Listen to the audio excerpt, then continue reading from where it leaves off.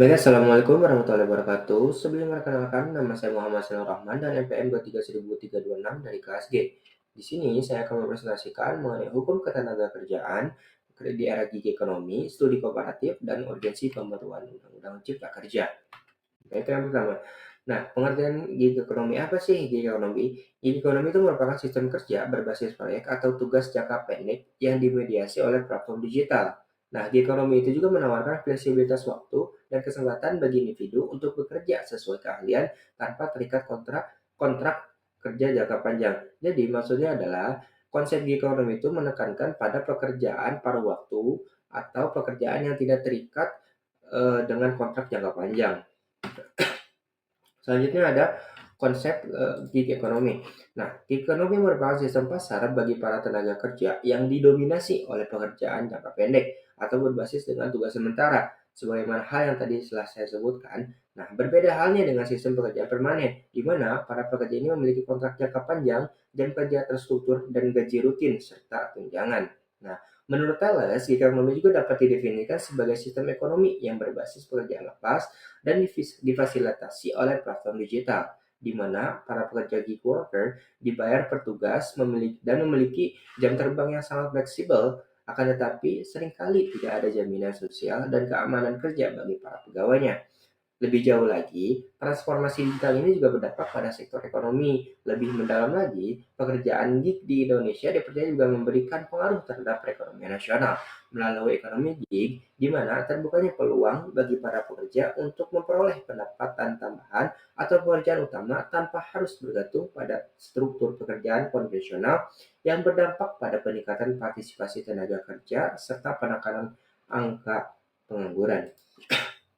Selanjutnya klasifikasi gig ekonomi. Nah, gig ekonomi ini memberdayakan pekerjaan yang dilakukan oleh para pekerjanya, di mana gig ekonomi ini lebih mengedepankan fleksibilitas terhadap para pekerjanya. Lebih jauh lagi, para pekerja mampu bekerja di mana saja tanpa adanya tuntutan dari atasan.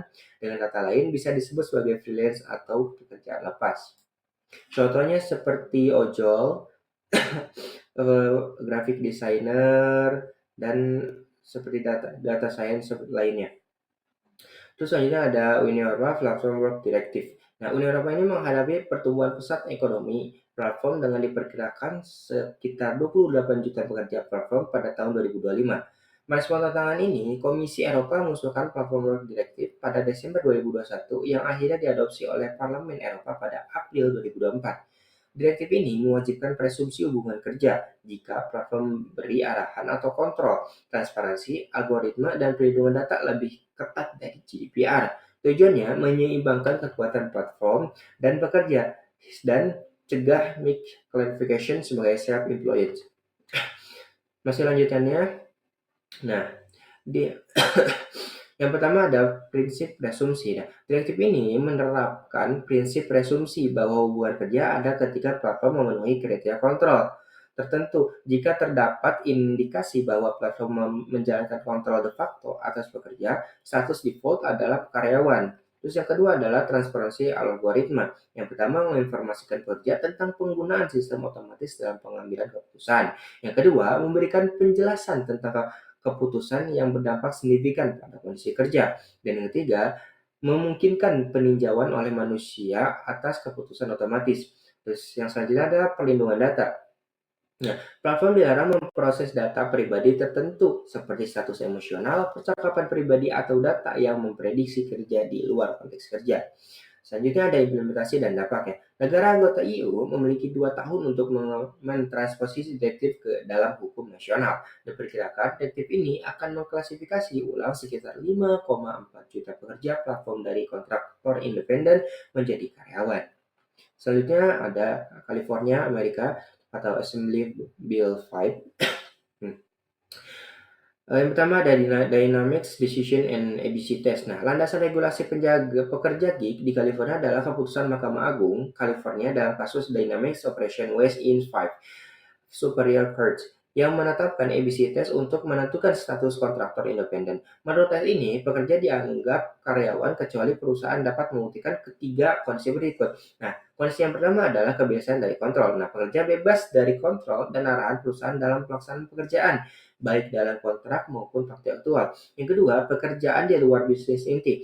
Nah, pekerja melakukan pekerjaan yang berbeda di luar bisnis inti perusahaan. Terus yang ketiga adalah bisnis independen yang mapan. Nah, pekerja secara kebiasaan terlibat dalam perdagangan pekerjaan atau bisnis yang mapan dengan sifat yang sama dengan pekerjaan yang dilakukan. Nah, selanjutnya, terus Assembly Bill 5 atau ABS. Nah, disahkan pada September 2019 dan berlaku efektif pada Januari 2020. Nah, EB5 ini mengkodifikasi keputusan Dynamics ke dalam undang-undang. Bill ini bertujuan untuk memperluas perlindungan bagi pekerja gig dengan mempersempit definisi kontraktor independen. Yang kedua adalah Proposition 22. Merespon EB5, perusahaan platform seperti Uber, Lyft, DoorDash, dan InCards mensponsori inisiatif pemungutan suara Proposition 22 yang disetujui pemilih California pada November 2020. Nah, proposisi ini juga mengklasifikasikan pengemudi ride sharing dan courier delivery sebagai kontraktor independen dengan beberapa perlindungan tambahan. Terus yang terakhir ada evaluasi dan kontroversi. Nah, pendekatan California ini menciptakan tensi diri antara perlindungan pekerja dan model bisnis platform. Kritikus berpendapat EB5 terlalu restriktif dan merugikan pekerja yang menginginkan fleksibilitas. Pendukung berpendapat klasifikasi sebagai karyawan penting untuk memastikan perlindungan dasar. Selanjutnya ada Singapura Platform Work Action. Singapura mengadopsi pendekatan pragmatis yang berusaha menyeimbangkan inovasi ekonomi dengan perlindungan pekerja.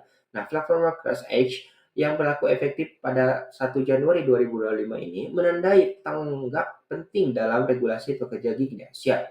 Action ini mendefinisikan platform worker sebagai individu yang melakukan pekerjaan melalui platform digital operation di Singapura yang mencakup antaranya pengemudi ride hailing, courier delivery, dan pekerja on demand lainnya.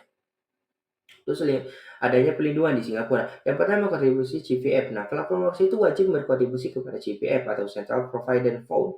Nah, sistem ini merupakan sistem jaminan sosial yang komprehensif yang dimiliki oleh Singapura yang mencakup tabungan pensiun, perumahan, dan kesehatan. Serta kontribusinya ini dibagi sama antara pekerja dan operator platform. Yang kedua ada kompensasi pekerja. Nah, operator platform wajib menyediakan asuransi kompensasi pekerja yang mencakup cedera atau penyakit yang timbul dari pekerja seperti biaya pengobatan, kompensasi pendapatan selama tidak mampu bekerja, dan cacat permanen. Terus yang ketiga adalah perlindungan representasi. Platform workers memiliki hak untuk membentuk dan bergabung dengan asosiasi platform workers yang dapat pertama menegosiasikan dengan operator platform tentang upah dan kondisi kerja. Selanjutnya adalah menyediakan pelatihan dan pengembangan keterampilan. Dan yang ketiga adalah mewakili kepentingan anggota dalam sengketa. Yang terakhir adalah kewajiban keselamatan dan kesehatan kerja. Operator platform bertanggung jawab memastikan keselamatan dan kesehatan pekerja, termasuk menyediakan informasi tentang risiko kerja, melaporkan kecelakaan serius kepada otoritas, ketiga adalah mengimplementasikan sistem manajemen keselamatan. Oke. Terus selanjutnya ada evaluasi model Singapura. Model Singapura itu dipuji sebagai hybrid approach yang secara bijaksana menghindari reklasifikasi pekerja gig menjadi karyawan penuh, sehingga mempertahankan fleksibilitas model kerja independen sambil tetap memberikan perlindungan substansial seperti asuransi kecelakaan kerja, tabungan pensiun, dan jaminan kesempatan dasar melalui skema Tripartite Alliance for Gig Economy Work Arrangements atau GWAP sejak 2021. Nah, pendekatan ini dianggap lebih fleksibel karena mengintegrasikan hak-hak sosial tanpa mengganggu dinamika entrepreneurship pekerja gig. Nah, serta sangat sesuai dengan konteks ekonomi Asia yang menjunjung tinggi nilai kemandirian, usaha, dan adaptasi pasar cepat. Nah, selanjutnya adalah perbandingan 3 yurisdiksi antara Uni Eropa, California, dan Singapura. Yang pertama ada pendekatan klasifikasi. Nah, di Eropa, presumpsi hubungan kerja dengan kriteria kontrol. Di California, ABC test kontraktor independen jika memiliki 3 kriteria. Dan Singapura merupakan status tersendiri sebagai platform worker. Yang kedua ada jaminan sosial. Di Eropa, penuh jika terklasifikasi sebagai karyawan. Di California itu terbatas berdasarkan Prop 22. Di Singapura juga wajib CPF. Terus yang ketiga ada transparansi algoritma. Nah, di Eropa wajib dengan hak peninjauan manusia. Di California tidak diatur secara spesifik, begitu juga dengan Singapura tidak diatur. Nah, yang keempat ada kompensasi pekerja. Di Eropa, sesuai hukum ketenagakerjaan nasional. Di California itu sesuai dengan Prop 22, sedangkan di Singapura wajib asuransi kompensasi pekerja. Nah, selanjutnya adalah hak berserikat. Di Eropa, penuh jika terklasifikasi sebagai karyawan. Di California itu terbatas oleh Prop 22, dan di Singapura itu hak membentuk asosiasi dan negosiasi kolektif. Selanjutnya ada upah minimum. Di Eropa itu ia mendapat upah minimum jika terklasifikasi sebagai karyawan. Di California sebanyak 120% upah minimum untuk waktu aktif. Sedangkan di Singapura tidak diatur dan diserahkan pada regulasinya. Dan terakhir adalah implementasinya. Di Uni Eropa telah dilakukan pada tahun 2026, sedangkan di California itu berlaku sejak 2020 dan di Singapura itu berlaku sejak Januari 2025. Kesimpulannya, ketiga yurisdiksi menunjukkan pendekatan berbeda dalam mengatur pekerja gig. Uni Eropa cenderung melindungi pekerja dengan presumpsi hubungan kerja yang kuat. California mencoba menyeimbangkan melalui tes yang ketat, namun menghadapi tantangan implementasi politik. Singapura mengadopsi jalan tengah dengan menciptakan satu hukum tersendiri yang memberikan perlindungan tanpa reklasifikasi penuh. Oke. Selanjutnya analisis Undang-Undang Cipta Kerja. Nah, Undang-Undang Nomor 6 Tahun 2003 tentang penetapan peraturan pemerintah pengganti Undang-Undang Nomor 2 Tahun 2022 tentang Cipta Kerja yang menjadi undang-undang atau selanjutnya disebut dengan UU Cipta Kerja merupakan omnibus law yang mengubah 79 undang-undang termasuk Undang-Undang Nomor 13 Tahun 2003 tentang Ketenagakerjaan. Nah, tujuan utama Undang-Undang Cipta Kerja ini meliputi yang pertama adalah peningkatan ekosistem investasi dan kemudahan berusaha. Yang kedua, peningkatan perlindungan dan kesejahteraan pekerja. Yang ketiga, pemberdayaan koperasi dan UMKM. Dan yang keempat apa? Keempat, percepatan proyek strategis nasional. Selanjutnya adalah ketentuan ketenaga kerjaan di dalam Undang-Undang Cipta Kerja. Nah, pada dasarnya Undang-Undang Cipta Kerja ini membenahi 6 aspek utama ketenaga kerjaan, diantaranya perjanjian kerja waktu tertentu, terus outsourcing, penguapan waktu kerja, pengupahan waktu kerja, pemutusan hubungan kerja atau PHK, jaminan kehilangan pekerjaan. Terus ketiadaan aturan spesifik terjadi pada Undang-Undang Cipta Kerja. Nah, meskipun Undang-Undang Cipta Kerja ini membawa berbagai pembaruan terhadap kekosongan regulasi signifikan terkait pekerja platform digital, nah tetapi yang pertama ada tantangannya. Pertama ada ambiguitas status hukum. Yang kedua, ketidakpastian jaminan sosial. Yang ketiga, tidak ada ketentuan transparansi algoritma. Yang keempat, keterbatasan hak berserikat. Dan yang kelima, ketiadaan mekanisme penyelesaian sengketa yang tepat. Selanjutnya ada evaluasi kesesuaian dengan realita gig ekonomi. Berdasarkan analisis yang telah disebutkan, dapat disimpulkan bahwa Undang-Undang Cipta Kerja belum memberikan perlindungan memadai bagi pekerja platform digital.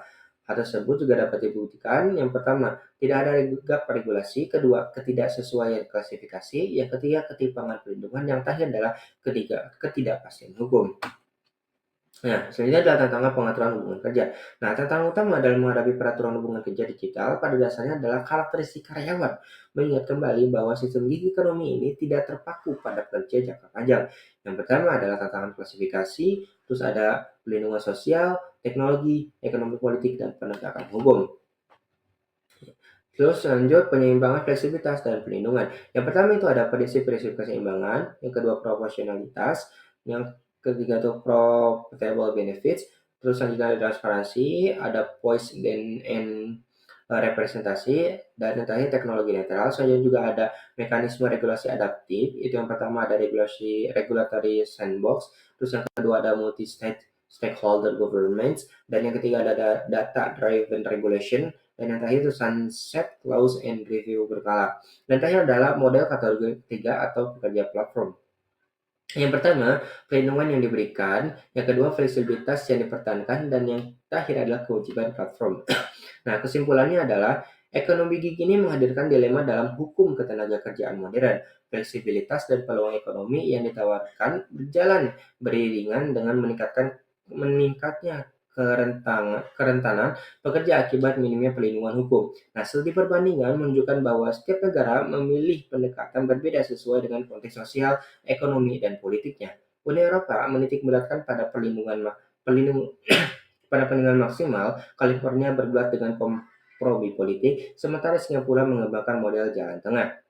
Nah, dalam konteks Indonesia, Undang-Undang Cipta Kerja belum sepenuhnya menjawab kebutuhan perlindungan pekerja platform digital. Kekosongan regulasi menimbulkan ketidakpastian hukum dan ketimpangan perlindungan bagi jutaan pekerja gig. Oleh karena itu, pembaruan regulasi menjadi kebutuhan mendesak dengan pendekatan yang bertahap, berbasis data, dan melibatkan seluruh pemangku kepentingan. Nah, Indonesia berpeluang membangun kerangka hukum ketenaga kerjaan digital yang adil, adaptif, dan berkelanjutan. Sekian presentasi dari saya. Mohon maaf bila masih banyak kesalahan. Wabillahi taufiq wal hidayah. Wassalamualaikum warahmatullahi wabarakatuh.